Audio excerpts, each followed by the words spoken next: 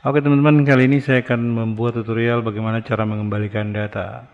Kita patut bertanya dulu kenapa bisa orang mengembalikan data yang sudah terhapus. Sebenarnya pada saat kita menghapus sebuah data, kalau seumpama sebuah hotel, maka di buku tamunya itu kamu sudah tidak ada gitu. Tapi di dalam kamar itu masih ada kamu dan barang-barang kamu masih ada semuanya. Nah, pada saat kita mengembalikan data menggunakan aplikasi, itu aplikasi tidak melihat di buku tamu, dia langsung ke kamar lalu mengecek siapa yang ada di dalam kamar. Mungkin itu contoh biar teman-teman bisa mengerti kenapa orang bisa mengembalikan data yang sudah dihapus. Dari contoh itu kita juga ambil satu kesimpulan atau ya kesimpulan lah, bahwa pada saat data kita terhapus dan kita ingin mengembalikan datanya, jangan kita utak-atik dulu drive di mana file itu berada. Misalnya kalau saya punya file yang terhapus itu ada di folder drive E, maka untuk sementara saya tidak utak-atik dulu apa yang ada di drive E. Maksudnya saya tidak mengcopy data ke dalam drive E. Kita berharap bahwa tidak ada data baru yang menimpa di tempat di mana file yang tadi ingin kita kembalikan itu dia berada. Jadi misalnya kalau saya hapus file ini, misalnya saya hapus file 4 file ini, lalu saya copy sebuah film masuk ke dalam drive E, maka film itu secara fisik kemungkinan besar menutupi tempat di mana file-file ini berada. Dan kalau itu terjadi berarti kita sudah tidak bisa lagi mengembalikan datanya, walau mungkin bisa tetapi datanya sudah tidak bisa lagi untuk terbaca. Jadi filenya tuh rusak atau error. Nah, jadi misalnya saya contohkan, saya hapus file ini, saya delete, lalu saya buka di SQL bin, saya empty SQL bin, yes, oke, kosong, di foldernya juga kosong.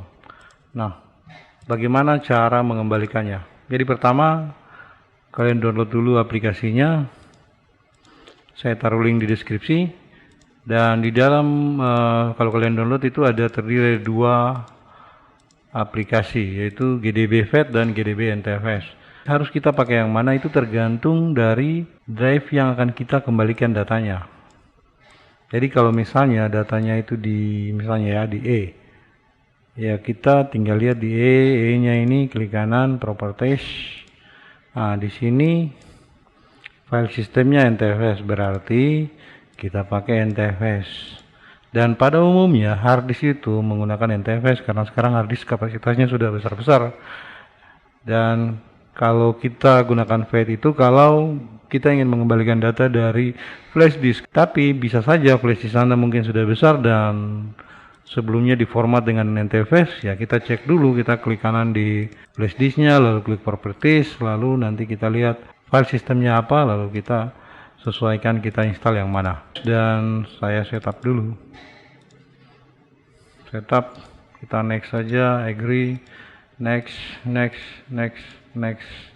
selesai.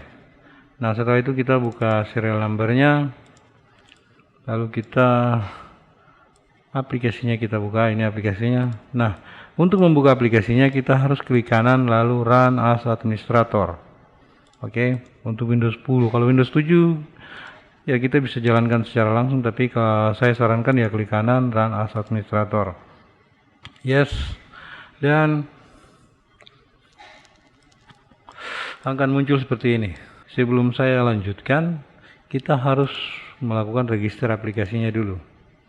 Oke, jadi kita klik di help, register aplikasi. Oke, register. Nah di sini sudah ada. Mungkin teman-teman saya yakin belum ada. Jadi tinggal copy yang tadi serial number ini, name-nya kita taruh di sini, lisensinya kita taruh di sini. Ini karena aplikasinya sudah pernah saya install, jadi sudah ada lisensinya di dalam. Oke, kita teman-teman isi, waktu oke, thank you, lalu tutup aplikasinya dulu, lalu kita buka kembali run as administrator. Oke, klik kanan run as administrator. Mana yang harus kita pilih? Kalau kita hanya menghapus data, misalnya data yang terhapus itu data yang kita hapus secara tidak sengaja, maka kita menggunakan yang ini, I want to recover delete files. Kenapa yang ini? Karena lebih cepat. Oke, lebih cepat hasilnya, kita bisa biar lebih cepat prosesnya gitu. Kalau kalian pilih yang misalnya pilih yang nomor 1 ini, I don't know, itu makan waktu yang sangat lama, tergantung dari besarnya hard disk. Oke, jadi saya pilih I want to recover delete file. Kita next, dan kita pilih drive di mana tadi kita taruh filenya. Saya karena tadi di E. Oke, di E, DCIM, datanya tadi ada di sini. Lalu saya next. Oke, di E, saya next. Nah, ini ada pilihan, 2 pilihan. Biasa yang paling atas itu yang biasa kita pakai. Tapi kalau misalnya kita cari tidak ada, kita coba lagi di bagian yang satunya di bawah. Tapi saya akan pilih yang di atas saja. Next. Oke, setelah selesai prosesnya akan sampai ke daftar filenya. Nah, ini pada saat kita buka, biasanya banyak juga yang bingung di sini karena kita cari folder yang tadi DCIM tidak ada. Iya, memang tidak ada. Dan itu biasa terjadi. Jadi misalnya kita klik di sebuah folder, kita cari folder yang tadi kita hapus, ternyata tidak ada. Biasa kita cek dulu di bawah sini, kita klik satu-satu lalu melihat itu folder itu ada tidak gitu. Tapi kalau kita tidak ada, kita cari lagi di recycle bin, karena bisa saja di dalam recycle bin itu ada folder-folder yang baru terhapus. Itu munculnya di sini. Nah, tadi waktu saya hapus dari folder ini, oke, dia tidak langsung terhapus, dia masuk dulu di recycle bin. Nah, dari recycle bin baru saya empty recycle bin. Berarti posisi terakhirnya itu ada di recycle bin. Nah, kita tinggal cari saja di recycle bin. Kita klik-klik di sini lalu cari recycle bin. Saya coba yang ini. Ini file apa ini? JPG ya. Klik. Ternyata sudah dapat di sini. Jadi dia adanya di sini. Oke. Nah, bagaimana kalau misalnya kita mengembalikan datanya? Kita tinggal blok saja. Tadi datanya ada 4 gambar yang saya hapus tadi. Kita klik kanan, lalu copy, lalu kita taruh di folder yang kita tentukan. Nah, pada saat menaruh ini juga kita tidak boleh taruh seperti yang tadi saya bilang. Kita tidak boleh mengutak-atik dulu drive E. Kita kembalikan ke drive yang lain. Jadi misalnya saya taruh saja di desktop di new folder. Desktop itu pasti ada di C, jadi tidak mengganggu E. Lalu kita oke.